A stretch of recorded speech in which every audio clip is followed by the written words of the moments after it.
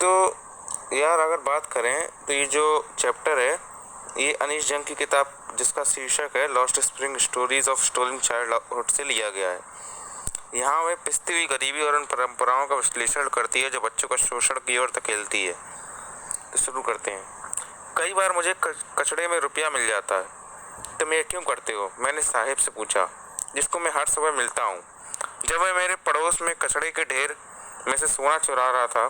साहिब ने अपना घर काफ़ी समय पहले छोड़ा था। ढाका के हरे खेतों में स्थित उसका घर कोई दूर नहीं था। उसकी माँ उसे बताती है बहुत से तूफान उनके खेतों को और घरों को बहा देते थे। यही कारण है कि वह इस जगह को छोड़ आए बड़े शहर में सोना ढूंढने के लिए, जहाँ वे अब रहते हैं। मेरे पास करने को कुछ नहीं है, वह बड़बड़ाता है दूर देखते हुए। स्कूल जाओ, मैंने चतुराई से कहा, तुरंत ये महसूस करते हुए कि मेरे शब्द कितने खाली लगे होंगे। मेरे पड़ोस में कोई स्कूल नहीं है। जब वे बनाएंगे तो मैं जाऊंगा। यदि मैं एक स्कूल शुरू कर दूं तो क्या तुम आओगे? मैंने पूछा, थोड़ा मजाक करते हुए। हाँ, उसने मुस्कुराते हुए कहा। कुछ दिन बाद मैंने उसको मेरी तरफ भागते हुए आते देखा। क्या आपका स्कूल तैयार हो गया है? एक स्कूल बनाने में काफ़ी समय लगता है, मैंने कहा, एक ऐसा वादा करके परेशान जो मैं वास्तव में पूरा नहीं करना चाहता था। परंतु मेरे जैसे वादे उसके काले संसार में भरे पड़े हैं। उसको जानने के 2 महीने बाद मैंने उससे उसका नाम पूछा। साहिब ए आलम, उसने घोषणा की। वह नहीं जानता कि इसका क्या मतलब है। यदि वह इसका मतलब जानता होता, जिसका मतलब है ब्रह्मांड का स्वामी, तो उसे इस पर विश्वास करने में काफ़ी मुश्किल होती। इस बात से अनजान के उसका नाम किसका प्रतिनिधित्व करता है। वह गलियों में अपने दोस्तों के साथ घूमता है, जो एक नंगे पैरों वाले बच्चों की सेना है, जो सुबह के पक्षियों की तरह लगते हैं, जो दोपहर तक गायब हो जाते हैं। महीनों के बाद मैं उनमें से हर एक को पहचानने लगा था। तुम चप्पल क्यों नहीं पहने हुए हो? मैंने एक से पूछा। मेरी माँ ने उनको टांड से नहीं उतारा, उसने साधारण तया से उत्तर दिया। यदि वो उतार भी देती तो ये उनको फेंक देता, एक दूसरे ने कहा, जो जूते पहने हुए था, जो एक जैसे नहीं थे। जब मैंने इस पर टिप्पणी की तो उसने कुछ नहीं कहा, बस एक पैर से दूसरे पर खड़ा हो गया।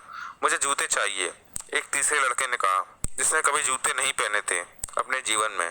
देश का भ्रमण करते हुए मैंने शहरों में गांवों की सड़कों पर नंगे पैर घूमते बच्चों को देखा है। एक स्पष्टीकरण यह होता है कि यह पैसे की कमी के कारण नहीं है, बल्कि नंगे पैर रहना परंपरा के कारण है। मैं हैरान हुआ कि क्या एक लगातार चलती गरीबी को उचित ठहराने का बहाना है। मुझे एक कहानी याद है जो मुझे उडुपी के एक आदमी ने सुनाई थी। जब वह छोटा था तब मैं एक मंदिर के पास से गुजरते हुए स्कूल जाता था, जहाँ उसका पिता एक पुजारी था। वह मंदिर में एक जोड़ी जूते के लिए प्रार्थना करने के लिए थोड़ी देर रुकता था। 30 वर्ष बाद मैं उस कस्बे में और उस मंदिर में गया, जिसे अब छोड़ा जा चुका था। पीछे के आंगन में जहाँ नया पुजारी रहता था, लाल और सफेद प्लास्टिक की कुर्सियां थीं।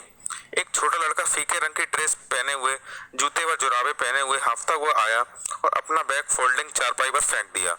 बच्चे को देखते ही मुझे एक दूसरे लड़के द्वारा जूतों की जोड़ी के लिए देवी को दे गई प्रार्थना याद आई, जब उसे अंत में एक जोड़ी जूते मिल गए थे। मुझे ये जूते कभी ना खोने देना। देवी उसकी प्रार्थना को मान चुकी थी। नौजवान लड़के पुजारी की बेटी की तरह जूते पहनते थे, परंतु मेरे पड़ोस के कचड़ा बीनने वालों की तरह और भी हैं जो जूते के बिना रहते हैं। नंगे पैरों वाले कागज बीनने वालों से मेरी पहचान मुझे सीमापुरी ले गई। ये दिल्ली के पास एक जगह है, लेकिन फिर भी इससे मीलों दूर है। जो यहाँ रहते हैं वे बिना अधिकार की भूमि पर रहने वाले लोग हैं, जो 1971 में बांग्लादेश से आए थे। साहेब का परिवार भी उनमें से एक है। उस समय सीमापुरी एक जंगल था, ये आज भी है, परंतु ये खाली नहीं है। मिट्टी के टिन और अलकतरा पोती हुई छतों वाले ढांचों में, जहाँ सीवरेज नालियाँ और नल का पानी नहीं है, 10,000 कूड़ा बीनने वाले रहते हैं। वे यहाँ 30 वर्ष से भी अधिक समय से बिना किसी पहचान के, बिना आज्ञा के, परंतु राशन कार्ड के साथ रह रहे हैं, जिसके कारण इनका नाम वोटर लिस्ट में है और इसके सारे ये अनाज खरीद सकते हैं। जीने के लिए पहचान से अधिक भोजन की आवश्यकता होती है, यानी ज़रूरत होती है। यदि दिन के अंत में हम अपने परिवारों को खिला सकते हों और बिना पेट के दुखते हुए सो जाएं, तो हम उन खेतों में जिन्होंने हमें अनाज नहीं दिया जाने की बजाय यहाँ रहना पसंद करेंगे। औरतों के एक समूह ने कहा, जब मैंने उनसे पूछा कि वे अपनी हरे खेतों वाली और नदियों वाली भूमि क्यों छोड़ी, जहाँ भी उनको भोजन मिलता है। वे अपने टेंट गाड़ लेते हैं, जो उनको उठाऊ घर होते हैं। बच्चे उनमें बड़े होते हैं, जीवित रहने में साझेदार बनते हुए। और सीमापुरी में जीवित रहने का मतलब है कूड़ा बीनना। सालों के बाद यह एक कला बन चुकी है। कचरा उनके लिए सोना है। ये उनके लिए रोज का खाना, उनके सिरों पर छत, चाहे टपकती छत्ती क्यों ना हो, परंतु एक बच्चे के लिए ये कुछ और भी है।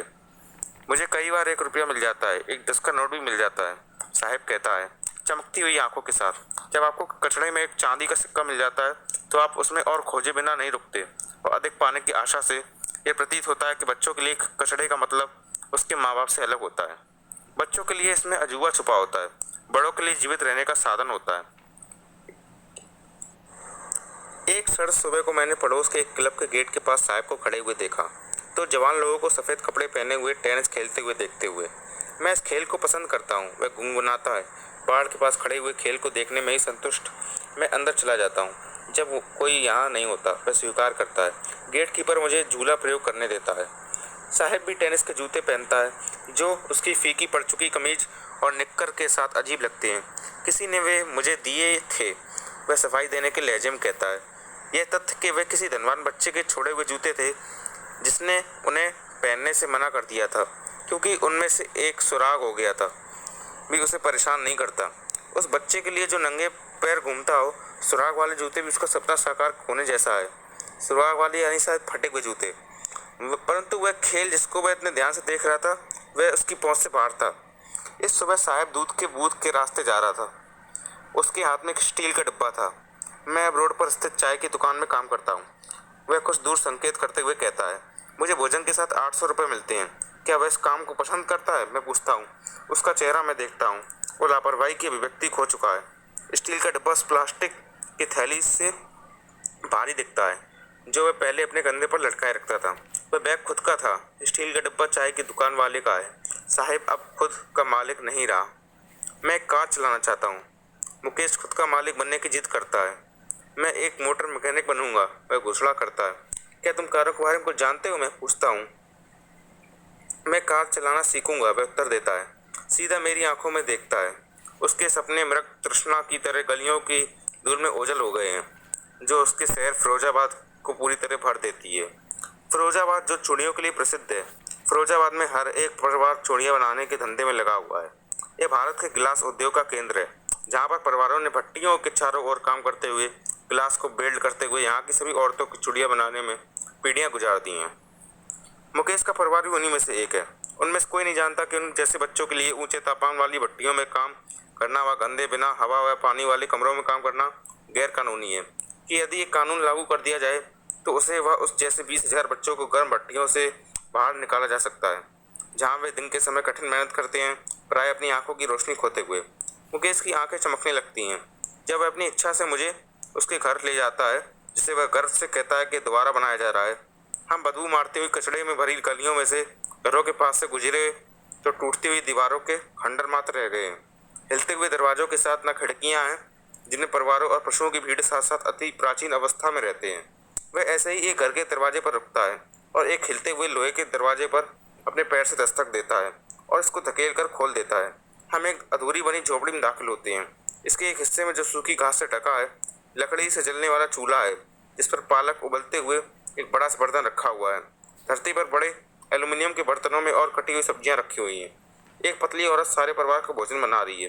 धुएं से भरी आंखों के साथ वह मुस्कुराती है। वह मुकेश के बड़े भाई की पत्नी है। उम्र में अधिक बड़ी नहीं है। वह एक बहू का सम्मान प्राप्त करने लगी है। घर की पुत्र वधू है जो पहले से ही 3 आदमियों द्वारा चलाया जा रहा है। उसका पति मुकेश और उनका पिता। जब बूढ़ा आदमी अंदर घुसता है तो वह भद्रता से टूटी हुई दीवार के पीछे चली जाती है, अपने घूंघट को अपने चेहरे से हटा लेती है। जैसा कि रिवाज है, पुत्र वधू को घर के बड़े आदमी के सामने घूंघट करना पड़ता है। इस मामले में बड़ा आदमी गरीब चूड़ी बनाने वाला है। सालों तक कठिन मेहनत करने के बावजूद भी पहले एक टेलर के रूप में, फिर एक चूड़ी बनाने वाले के रूप में वह एक नया घर बनाने में नाकामयाब रहा था। वह अपने 2 लड़कों को स्कूल नहीं भेज पाया था। जो कुछ वह कर पाया था वह था उन्हें वो सब सिखाना जो खुद उसको आता था, चूड़ियाँ बनाने की कला। यह उसका कर्म है, उसकी किस्मत है, मुकेश की दादी कहती हैं, जो अपने पति को कांच की चूड़ियों पर पॉलिश चढ़ाते हुए अंधा होते हुए देख चुकी हैं। क्या कभी भगवान की दी हुई लाइन तोड़ी जा सकती है? वह अर्थ प्रकट करती हैं। चूड़ियाँ बनाने वालों की जाति में पैदा होकर उन्होंने कुछ नहीं देखा था सिवाय चूड़ियाँ बनाने की घर में, यार्ड में, हर दूसरे यार्ड में, फिरोजाबाद की हर गली में। चूड़ियों के घेरे चमकीली सुनहरी, दानी हरी, रॉयल ब्लू, गुलाबी, बैगनी, हर एक रंग जो इंद्रधनुष के 7 रंगों से बन सकता है, बिखरे हुए आंगन में ढेर लगे हुए हैं। 4 पहियों वाली हाथ से धकेलने वाली गाड़ियों में ढेर लगे हुए हैं, जिनको नौजवान झुग्गी झोपड़ी वाले शहर की तंग गलियों में धकेलते हैं। और अंधेरी झोपड़ियों में जलते हुए तेल के लैंपों की कतार के पास लड़के और लड़कियां अपने माता पिता के साथ रंगीन ग्लास की चूड़ियों को वेल्ड करते हुए बैठे रहते हैं। उनकी आंखें बाहर रोशनी की अपेक्षा अंदर के अंधेरे से तालमेल रखती हैं। यही कारण है कि उनकी आंखें किशोरावस्था से पहले ही कमजोर हो जाती हैं। सविता, एक जवान लड़की, बादामी गुलाबी रंग की ड्रेस में एक बूढ़ी औरत के पास बैठती है, कांच के टुकड़ों को जोड़ती हुई। जब उसके हाथ मशीन के चिमटों की तरह चलते हैं तो मैं हैरान होता हूँ कि क्या जिन चूड़ियों को बनाती है उनकी पवित्रता को जानती है। ये भारतीय औरत के सुहाग की निशानी होती है, शादी में पवित्रता की। यह उसको तब पता चलेगा जब उसके सिर पर लाल घूंघट होगा, उसके हाथ मेहंदी से लाल होंगे और लाल चूड़ियाँ उसकी कलाइयों में सरकेंगी। तब वह एक दुल्हन बन जाएगी, उस बूढ़ी औरत की तरह जो कभी बनी थी। उसके हाथों में अब भी चूड़ियाँ हैं, लेकिन उसकी आंखों में चमक नहीं है। एक वक्त शेर भर खाना भी नहीं खाया, वह नाखुश आवाज में कहती है। उसने अपने जीवन में कभी भरपेट खाना भी नहीं खाया। यह है जो उसने कमाया है। उसका पति, जो एक बूढ़ा आदमी है, उमड़ती हुई दाढ़ी वाला, कहता है, मैं चूड़ियों के अलावा कुछ नहीं जानता। जो कुछ मैंने किया है वो अपने परिवार के लिए घर बनाना। उसको सुनकर हैरानी होती है। क्या उसने वो प्राप्त कर लिया जो अन्य लोग अपने जीवन में नहीं कर पाते? उसके सिर पर छत है। चूड़ियाँ बनाने के धंधे को जारी रखने के अलावा किसी भी चीज़ के लिए पैसा ना होने की चिल्लाहट हर घर में गूंजती है, खाना खाने के लिए भी नहीं। नौजवान भी बड़ों की तरह दुख व्यक्त करते हैं। यह प्रतीत होता है कि समय के साथ फिरोजाबाद में कुछ नहीं बदला। सालों के दिमाग को सूना बना देने वाली कठिन मेहनत ने सभी पहलों को और शक्ति को खत्म कर दिया है। आप अपने आप को इकट्ठा करके एक कोऑपरेटिव क्यों नहीं बनाते? मैं एक नौजवान के समूह से पूछता हूँ, जो बिचौलियों के कभी ना निकलने वाले चंगुल में फंस गए हैं, जिनके चंगुल में उनके पिता और पूर्वज फंसे थे। यदि हम संगठित हो भी जाते हैं तो पुलिस हमें ही घसीटती है, पीटती है और जेल में धकेलती है। कुछ गलत करने के जुर्म में वे कहते हैं उनका कोई नेता नहीं है, कोई नहीं जो उनकी कुछ अलग तरह से देखने में सहायता करे। उनके पिता भी इतने थके हुए हैं जितने कि वे खुद हैं। वे ना खत्म होते हुए एक चक्कर में बातें करते हैं जो उनकी गरीबी से उनकी दयनीयता, लालच और अन्याय तक चलता रहता है। उनको सुनकर मैं 2 अलग संसारों को देखता हूँ। एक है उन परिवारों को जो गरीबी के जाल में फंसे हुए हैं, उस जाति के धब्बे के नीचे दबे हैं जिसमें वे पैदा हुए हैं। दूसरा संसार साहूकारों, बिचौलियों, पुलिस वालों, कानून के रखवालों, अफसरों और राजनीतियों के चंगुल का। उन्होंने एक साथ मिलकर सारा भार बच्चे पर डाल दिया है, जो उसे उतार नहीं सकता। इससे पहले कि वह इसके बारे में जागरूक हो, वह इसको अपने पिता की तरह स्वीकार कर लेता है। कुछ भी करने का मतलब होता है साहस करना, और साहस करना उसके बड़े होने का हिस्सा नहीं है। जब मैंने मुकेश में एक चमक देखी तो मैं खुश हुई। मैं एक मोटर मैकेनिक बनना चाहता हूँ।